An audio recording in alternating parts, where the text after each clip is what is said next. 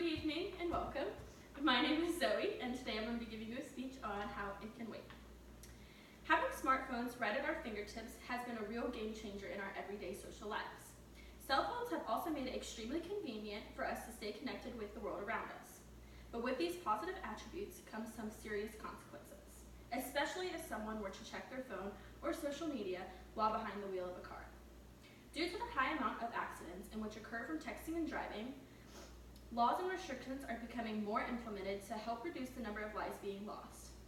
I know I am very guilty of using my phone while driving, whether it be talking on the phone, sending a small text, using my GPS, or even changing the song. These are all factors in which could change your life in an instant. After researching this topic and digging up statistics, I have realized that not only am I putting my life at risk, but I'm also putting the lives of everyone else around me on the road at risk, and I don't take that lightly. I believe that not only should we put our phones down, but we should also encourage others around us to do so as well, because the text can wait and it definitely isn't worth your life. In my opinion, the best way to get a point across is to not really scare you, but make sure you have all the facts and are fully aware of what something is capable of. So on that note, I'm just going to give you a few statistics on what texting and driving is capable of. Every year, cell phone use while driving leads to 1.6 million car crashes, and just to put into more perspective, out of that 1.6 million, 390,000 people are injured from those car accidents. From just these two statistics, you can easily make the conclusion that the chances of you driving next to someone who is on their phone and not paying attention to the road is extremely high. You may think that sending a quick text like, "on my way" or "almost there" couldn't cause such harm to you, but that is where you are mistaken. The average text message takes around 5 seconds to send. Now, if you're going about 55 miles per hour, by the time you finish that text message, you have traveled about the length of a football field. So basically, you have gone from point A to point B, all while looking down at your phone and not paying attention at all. Research also shows that 1 in 4 car accidents are caused from texting and driving. This makes texting and driving a leading cause of car accidents over drinking and driving. I think we all know that teenagers are more likely to use their phone while driving. That's just how society is. Studies actually say that teenagers are 4 times more likely to get into a car accident using their phones over adults. For some reason, teenagers think that they are invincible, and they say things like, "Oh well, that won't happen to me," or "I can drive with my knees and text, I'm fine." Sound familiar? AAA conducted a poll in which 94% of teenagers said they were fully aware of how dangerous texting and driving is, and 35% admitted to doing it anyways. It doesn't matter if you are the best driver in the world or the worst driver. You are capable of getting into a wreck. It is inevitable. And this is what teenagers do not understand. Using your phone behind the wheel can kill you and can kill others.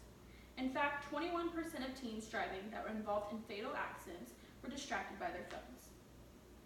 Not only can distracted driving be fatal, but it can also lead to many different consequences. Due to the high number of fatal car accidents in which occur each year, laws and regulations are being enforced to cut down on distracted driving collisions. The Florida House just recently passed a compromise in which texting and driving is now a primary offense. Before now, texting and driving was frowned upon and only disciplined when you got into an accident or were pulled over for something like speeding or running a red light. Possible consequences for texting and driving could be a citation, in which you would get 3 points on your license. To avoid the 3 points, you could take a driver safety course or even show up to a court with proof of additional software on your phone which prohibits you from texting while driving. So basically, don't text and drive because you can get fined and the whole after process is a pain. Phone companies such as Apple have hopped on the train of taking safety precautions while driving. On your iPhone, you can actually enable a Do Not Disturb switch, which prohibits any notification from coming through your phone while you're in motion. If someone does send you a text, an automated reply will be sent out that says, "I'm driving with Do Not Disturb while driving turned on. I'll see your message when I get where I'm going." This attribute provides a safer environment for people while they are driving and also prohibits them from getting tempted to reply to their text message every time their phone dings.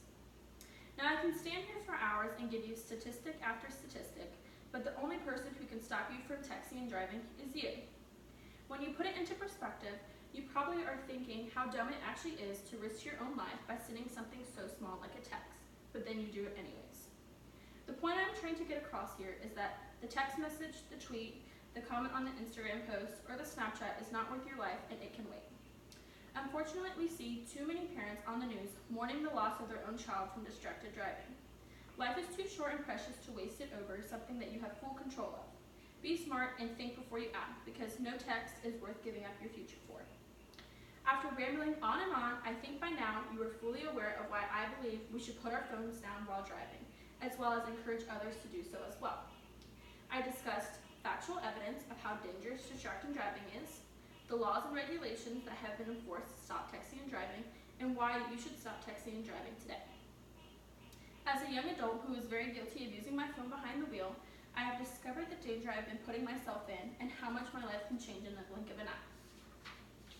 I have decided to make better decisions, that way I don't take unnecessary risk, and I hope that through this discussion today, you do too.